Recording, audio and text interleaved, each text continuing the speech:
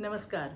मी पुन्हा येईन या घोषणेची थट्टा करणाऱ्या सगळ्या विरोधकांना चितपट करून आसमान दाखवत महाराष्ट्रातल्या लाडक्या बहिणींच्या लाडक्या भावाने महाराष्ट्र राज्याच्या मुख्यमंत्रीपदाची तिसऱ्यांदा शपथ घेऊन इतिहास घडवला. हाच तो दिवस बरोबर 1 वर्षापूर्वी आपल्या देवाभाऊंनी मुख्यमंत्रीपदाची शपथ घेतली. मी त्या दिवशीचा माहोल आज आणि अजूनही विसरू शकत नाही.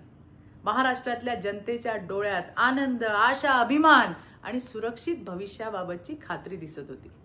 गेल्या वर्षात महाराष्ट्राने वेगवान प्रगतीचा अनुभव प्रत्यक्ष घेतला. मेट्रोचा विस्तार, रस्त्याचं आधुनिकीकरण, ऊर्जा क्षेत्रातली सुधारणा, पाणी पुरवठा योजना, शहराचं स्मार्ट होणं आणि हे सर्व इतक्या वेगाने, इतक्या स्पष्टता आणि एकनिष्ठतेने झालं की वर्ष कसं सरलं हे समजलंच नाही.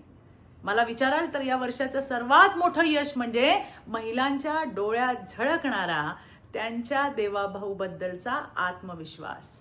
जेव्हा एखादी बाई माझा हात धरून म्हणते आमच्या मागे देवाभाऊ आहेत ना, मग भीती कसली, तेव्हा वाटतं या नेतृत्वाची ताकद केवळ राजकारणात नाही, ती महाराष्ट्राच्या मनात आहे. कितीही